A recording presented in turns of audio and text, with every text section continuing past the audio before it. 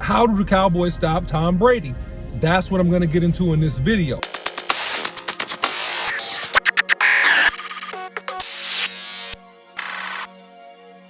But before I do, don't forget to subscribe, like, and comment. Follow Boss Cowboy Sports on YouTube, Instagram, Facebook, and Twitter. You can follow me, the OC100 on Twitter. Okay, let's get into it.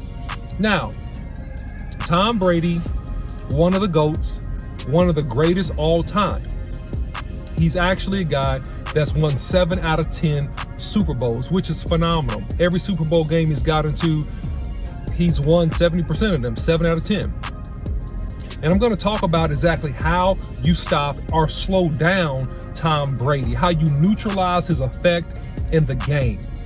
And I'm going to get into some detail, but first I'm going to give you guys the things that really make Tom Brady a great quarterback, because you have to respect your opponent and you have to know the strengths of your opponent if you're going to be successful at helping to eliminate and take away some of those strengths. So with Tom Brady, he's a guy that is a high IQ individual.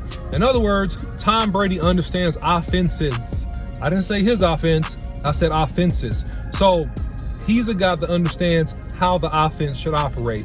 He's a great game manager. He understands where the wide receiver should be and when the wide receiver should get there. And it has been historic accounts of him cussing out Rob Gronkowski and other wide receivers because of the fact that they were not just in the right spot in terms of the route and in terms of getting there on time, and he threw the ball and they were not there. So he is a great guy that understands where to go with the football and when to go there with the football.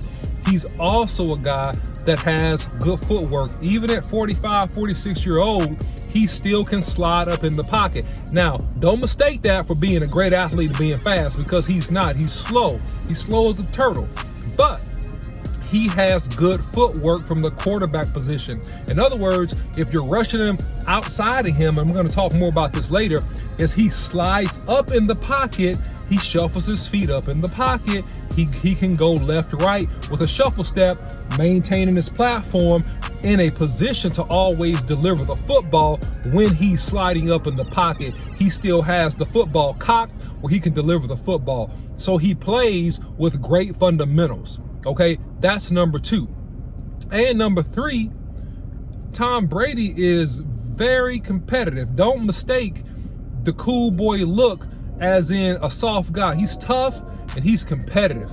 And Tom Brady just flat out hates to lose. And if you put those things together with an insatiable work ethic and a lot of prep, those are the things that make him a great quarterback. Now, how can we eliminate prep, slow down, and stop this guy? The number one thing is pressure. But not just any type of pressure. He needs pressure in his face. Tom Brady struggles when you get pressure in his face. And you have to get there in a hurry, even if you don't get the sack. Notice, I didn't say sack, I said pressure. Make him throw the football before he wants to. Make Tom Brady uncomfortable in the pocket. And if you make him uncomfortable in the pocket, he is going to start to make mistakes. All right, now we know that we have capable pass rushers. Dante Fowler, good athlete on a 1-year contract, he can rush the passer. Sam Williams, the rookie out of Ole Miss, he can rush the passer.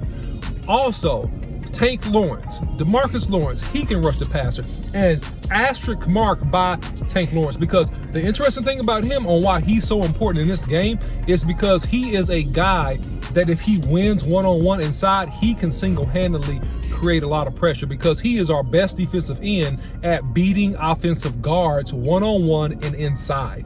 So that's what makes him so special to this front, especially this week. Also, Dorrance Armstrong has played really great this year. He's there with a lunch pail effort, and obviously the elite, the flashy Micah Parsons. So if you keep that in mind, we have the tools to get pressure on Tom Brady, but we have to go about it a certain kind of way, because we cannot approach the game in the way that we have the last 4 to 5 weeks with Micah Parsons. if we line Micah Parsons up at defensive end and we just rush him off the edge, they're going to double team him every time. They're going to slow him down. They're going to throw screens that way, do draws, do all types of things to just basically keep Micah Parsons from beating you. We have to line up Micah Parsons at linebacker. We have to blitz Micah Parsons from the A and the B gap where he can get most effective in terms of getting to top speed and affecting plays because he's running at full speed. The number one thing the teams have done to slow down Micah Parsons is affect how fast he plays. If you can get Micah Parsons in a scenario situation where he is playing fast and he has free reign to run down quarterbacks, run down plays, that is when you're going to get the maximum level of productivity out of Micah Parsons, not just putting him on the line versus a tackle that's 80 pounds bigger than he is, and then he just does nothing. He just gets clamped up, right? Because he's an athlete, but he's not in a pure sense, just a pure defensive end. So what you must do also in this game is you have to have a very educated coverage. Educated coverages, meaning this: Tom Brady is a master at picking apart zone coverage. If you study tape or you know anything about football and you watch Tom Brady, you should know this.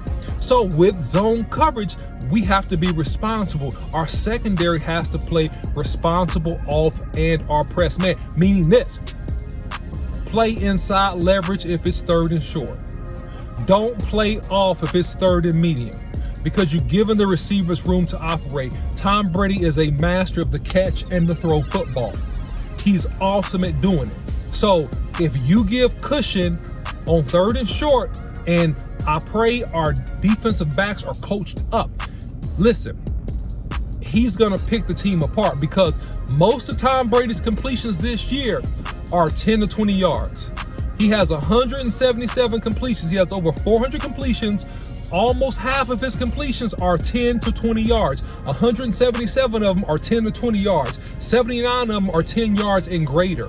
So you got to understand the type of guy you're playing with. He's not a guy that's going to take a whole bunch of shots over the top of the defense. He's not going to do that at this point in his career. He will take some shots, but he's not going to take an extreme amount of shots. He's going to pick and choose his shots, but mainly he wants to march the ball down the field with efficient drives and pick you apart and use play action pass. All right. And so the third thing you got to do, which has nothing to do with the defense, listen, offensively, we got to run the football. We have to limit the chances of Tom Brady getting the ball and having time to operate. Okay. And here's your bonus, number 4. You have to convert opportunities and do your best to play with the lead. And let me define play with the lead. You have to try to make this a 2-score game. If we get below 5 minutes in the fourth quarter, you have to do everything in your power, Cowboys, by not making the mistakes that we made last week, by being opportunistic and actually taking advantage of opportunities to convert and put points on the board, so that if Tom Brady gets the ball late, it is a 2-score game. That this is not a 1-score game with a minute left, Tom Brady got the ball. That is something that you don't want to see happen. So that is the summary, guys. That's the keys. That's the sauce on how you affect and how you slow down and beat Tom Brady so that we can smash the Buccaneers this week. So if you like content like this, follow the Boss Cowboy Sports Show on YouTube, Instagram, Facebook, and Twitter. You can follow me, the OC100, on Twitter. And until next time, see you.